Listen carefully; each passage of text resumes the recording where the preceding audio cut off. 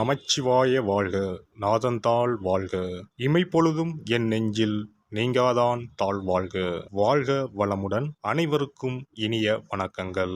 அனைவருக்கும் இனிய புத்தாண்டு வாழ்த்துக்கள்.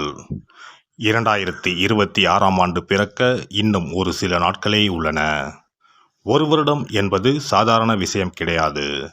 12 மாதங்களில் ஒருவரின் வாழ்க்கை மேலேயும் போகும், சரிந்து கீழேயும் போகும். 12 மாதங்களில் ஒருவரின் வாழ்க்கை தலைகீழாக கூட மாறும்.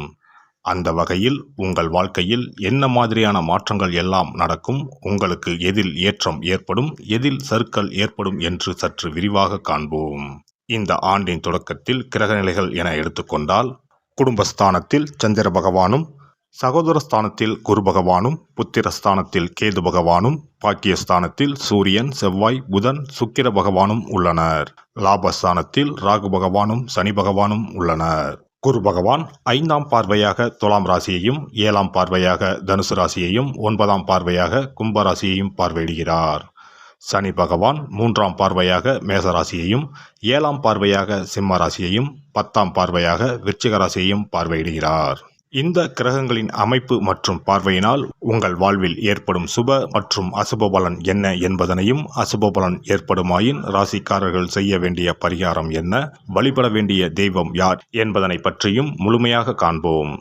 பிறக்கப் போகும் இந்த புது வருடம் உங்கள் வாழ்வில் வளமும் நலமும் செல்வ செழிப்பும் பெற்று வாழ்வில் உயரிய நிலையை அடைய எல்லாம் வல்ல எம்பெருமானை வேண்டி விரும்பி கேட்டுக்கொள்கிறேன். எதிலும் அகப்படாமல் சிந்தித்து செயலாற்றும் மீனராசி அன்பர்களே, இந்த ஆண்டு எந்த ஒரு செயலையும் நிதானமாக சிந்தித்து செயல்படுவது நன்மையை தரும். கனிவான பேச்சுக்கள் வெற்றிக்கு சாதகமான சூழ்நிலையை உருவாக்கி தரும். அவ்வப்போது சிறு சிறு அவப்பெயர்கள் ஏற்பட்டு நீங்கும். பயணங்கள் மூலம் புதிய அனுபவமும் அத்தியாயமும் பிறக்கும். குடும்பத்தில் திடீர் பிரச்சனைகள் ஏற்பட்டு நீங்கும். வெளிநபர்களின் பேச்சுக்களை நம்பி முடிவுகளை எடுக்காமல் இருப்பது நல்லது. பூர்வீக சொத்துக்கள் மூலம் ஆதாயம் ஏற்படும். சிந்தனையில் இருந்து வந்த சில குழப்பங்களுக்கு தெளிவான முடிவுகளை எடுப்பீர்கள். புதிய தொழில்நுட்ப துறைகளில் இருப்பவர்களுக்கு சாதகமான சூழல்களும் வாய்ப்புகளும் உருவாகும். உத்தியோகத்தில் இருப்பவர்களுக்கு இந்த ஆண்டு பொறுப்புகள் அதிகரிக்கும். பல விஷயங்கள் தெரிந்தாலும் வெளிப்படுத்துவதற்கான வாய்ப்புகள் கிடைப்பதில் தாமதம் ஏற்படும். மற்றவர்கள் பற்றிய கருத்துக்கள் கூறுவதை குறைத்து கொள்ளவும். கடன் சார்ந்த சில விஷயங்களில் அலைச்சலும் தாமதமும் ஏற்படும். மருந்து தொடர்பான பிரச்சனைகள் அவ்வப்போது ஏற்பட்டு நீங்கும். வியாபாரத்தில் சாமர்த்தியமாக செயல்பட்டு நினைத்ததை முடிப்பீர்கள். அரசு சார்ந்த சில உதவிகள் கிடைக்கும். உடன் பிறந்தவர்களிடத்தில் சூழ்நிலை அறிந்து செயல்படவும். வியாபாரம் நிமித்தமான சில வதந்திகள் அவ்வப்போது தோன்றி மறையும். வர்த்தக விஷயங்களில் மேன்மையான சூழல் உருவாகும். கடன் சார்ந்த சில உதவிகள் கிடைக்கும்.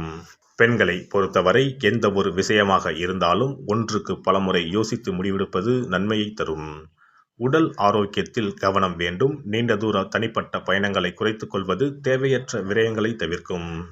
குழந்தைகள் வழியில் ஆதரவான சூழல் அமையும். மனதளவில் நினைத்த சில காரியங்கள் சாதகமாக முடியும். அரசியல் சார்ந்த துறைகளில் இருப்பவர்களுக்கு பழைய பிரச்சனைகளால் சில நெருக்கடிகள் உண்டாகும். எதிர்பாராத சில செலவுகளால் கையிருப்புகள் குறையும். உழைப்புக்கு முக்கியத்துவம் கொடுத்து செயல்படுவது நன்மை தரும். புதிய வீடு மற்றும் மனை வாங்குவது சார்ந்த விஷயங்களில் ஆர்வம் ஏற்படும். பயணங்கள் மூலம் நன்மைகள் ஏற்படும். கலைத்துறையில் இருப்பவர்களுக்கு மதிப்புகள் உயரும். வெளிநாட்டு பயணங்களில் இருந்து வந்த தாமதங்கள் மறையும். விலை உயர்ந்த பொருட்களில் கவனம் வேண்டும்.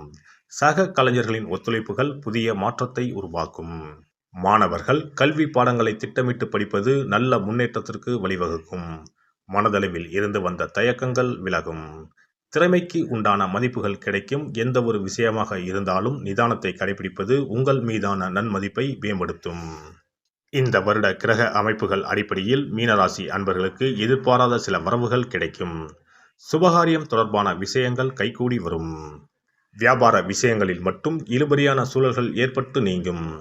மற்றவர்கள் தேவைகளை நிறைவேற்றுவதில் கவனம் வேண்டும். சனிக்கிழமை தோறும் பெருமாளுக்கு நல்லெண்ணெய் தீபம் ஏற்றி வணங்கி வர காரியங்களில் இருந்த தடைகள் நீங்கி எதிர்பார்ப்புகள் நிறைவேறும். சிறப்பு தொகுப்பு. புத்தாண்டு அன்று செல்வம் பெருக நாம் என்ன செய்ய வேண்டும் என்பதனை பற்றி காண்போம். புத்தாண்டு அன்று நாம் சில விஷயங்களை செய்வதன் மூலம் வீட்டில் செல்வ செழிப்பும் அதிர்ஷ்டமும் மகாலட்சுமி கடாட்சமும் உண்டாகும். ஆகையால் புத்தாண்டு அன்று அதிர்ஷ்டம் தரக்கூடிய வகையில் சில விஷயங்களை கட்டாயம் செய்ய வேண்டும். இன்னும் சில நாட்களில் 2026ஆம் ஆண்டு பிறக்கப் போகிறது. அதாவது ஜனவரி 1/1/2026 அன்று கோவிலுக்கு செல்வது, தானம் செய்வது, புது ஆடை அணிவது மற்றும் வீட்டிற்கு தேவையான பொருட்களை வாங்குவது என பலவற்றை செய்வதன் மூலம் நற்பலன்களை பெற முடியும். பொதுவாக பெரும்பாலான வீடுகளில் எதிர்மறையான எண்ணங்கள் எப்போதும் இருந்து கொண்டே இருக்கும். இதனால் வீட்டில் அதிர்ஷ்டம் என்பதே இருக்காது. முக்கியமாக குடும்பத்தில் மகிழ்ச்சி என்பதே இருக்காது. இவை அனைத்திற்கும் தீர்வு கடவுள் வழிபாடு ஒன்றே ஆகும். கடவுளுக்கு உரிய பொருட்களை வாங்கி வழிபடுவதன் மூலம் வீட்டில் நேர்மறை ஆற்றல் பெருகி குடும்பத்தில் மகிழ்ச்சியும் செல்வ செழிப்பும் உண்டாகும். புத்தாண்டு அன்று வாங்க வேண்டிய 3 முக்கியமான பொருள்: துளசி இலை, ஏலக்காய், கல்உப்பு. துளசி இலை, ஏலக்காய், கல்உப்பு ஆகிய 3ம் மகாலட்சுமியின் அம்சம். ஆகையால் வருடத்தின் முதல் நாள் அன்று மேற்கூறிய 3 பொருட்களை வாங்குவதன் மூலம் வீட்டில் செல்வ செழிப்பு உண்டாகும். துளசி இலையை வாங்கி வந்து பூஜை அறையில் பெருமாளுக்கும் ஆண்டாளுக்கும் வைத்து வழிபட வேண்டும். அடுத்து ஏலக்காய் வாங்கி வந்து பூஜை அறையில் விளக்கின் அருகில் வைத்து வழிபட வேண்டும். செல்வ செழிப்பு உண்டாக்குவதில் கல்உப்பு முக்கியமான பொருளாகும். ஆகையால் கல்உப்பை வாங்கி கட்டாயமாக பூஜை அறையில் வைத்து வழிபட வேண்டும். வாங்க வேண்டிய பிற பொருட்கள் என எடுத்துக்கொண்டால் மல்லிகைப்பூ, மஞ்சள், குங்குமம், சர்க்கரை, இனிப்பு, பசும்பால், குத்துவிளக்கு ஆகியவற்றையும் வாங்கலாம். புத்தாண்டு அன்று அதிகாலை எழுந்து குளித்து பிரம்ம முகூர்த்தத்தில் பூஜை அறையில் விளக்கேற்றி வழிபட வேண்டும். அடுத்து கோவிலுக்கு சென்று அபிஷேக பொருள் வாங்கி கொடுத்து தரிசனம் செய்ய வேண்டும். முக்கியமாக புத்தாண்டு அன்று ஏழை எளியவர்களுக்கு தானம் செய்ய வேண்டும். மேலும் அறுசுவை உணவுகளை சமைத்து கடவுளுக்கு படையலிட்டு வழிபடுவது நல்லது. புத்தாண்டு அன்று பிறருக்கு கடன் தரக்கூடாது. நல்ல நாட்கள் மற்றும் விசேஷ நாட்களில் பிறருக்கு கடன் கொடுப்பதன் மூலம் வீட்டில் அதிர்ஷ்டம் குறையும். ஆகையால் சுப நாட்களில் பிறருக்கு கடன் அளிப்பதை முற்றிலும் தவிர்த்து விடுங்கள். புத்தாண்டில் நமக்கு நன்மைகள் அதிகம் நடைபெற வேண்டும். 2025ஆம் ஆண்டில் சந்தித்த பிரச்சனைகள், துன்பங்கள், போராட்டங்கள், கஷ்டங்கள் ஆகியவற்றில் இருந்து விடுபட வேண்டும் என்பதே அனைவரின் விருப்பம். புத்தாண்டு பிறப்பதற்கு முன் எந்தெந்த பொருட்களை நம்முடைய வீட்டில் இருந்து அகற்ற வேண்டும், இவற்றை வீட்டில் வைத்திருப்பதால் என்னென்ன பாதிப்புகள் ஏற்படும் என்பதையும், இவற்றை அகற்றுவதால் புத்தாண்டில் என்னென்ன நன்மைகளை பெற முடியும் என்பதை பற்றியும் தெரிந்து கொள்வோம். வீட்டில் இருந்து உடைந்த அல்லது சேதமடைந்த பொருட்களை அகற்றுவதால் அதிர்ஷ்டங்கள் ஏற்படுவதில் இருந்து விடுபடலாம். இவைகள் எதிர்மறை ஆற்றல்களை எளிதில் ஏற்கக்கூடியவையாகும். உடைந்த பொருட்கள், பழுதான சாதனங்கள், விரிசல் விழுந்த கண்ணாடி, உடைந்த நாற்காலி ஆகியவற்றை வீட்டில் இருந்து அப்புறப்படுத்திவிட்டு புதியவற்றை வாங்கலாம். நல்ல நிலையில் இருக்கும் பொருட்களாக மாற்றுவதால் வளர்ச்சி, நேர்மறை ஆற்றல்கள் ஏற்படும். பழைய துணிகள், புத்தகங்கள், பாத்திரங்கள் ஆகியவற்றை வீட்டில் இருந்து வெளியேற்றி விடலாம். வேறு யாருக்காவது தானமாகவும் அல்லது மறுசுழற்சி முறையில் பயன்படுத்தக்கூடியதாகவும் மாற்றி அமைக்கலாம். இதனால் நேர்மறையான விஷயங்கள் எப்போதும் வீட்டில் நடந்து கொண்டே இருக்கும். தேங்கிய நீர், காய்ந்த பூக்கள் ஆகியவற்றை வீட்டில் இருந்து தூக்கி எறிவதால் எதிர்மறை ஆற்றல்கள் வீட்டில் பரவுவதை தடுக்கலாம். புதிதாக இருக்கும் மலர்கள், புதிய தண்ணீர் ஆகியவற்றால் வீட்டில் எப்போதும் புத்துணர்ச்சி நிறைந்திருக்கும், மகிழ்ச்சி மலரும். காலாவதியான உணவுப் பொருட்கள், மருந்துகள், அழகு சாதன பொருட்களை வீட்டில் வைத்திருப்பதால் வீட்டில் தேக்க நிலை, எதிர்மறையான சூழல் இருந்து கொண்டே இருக்கும். இதனால் வீட்டில் அடிக்கடி நோய்களும் வந்து கொண்டே இருக்கும்.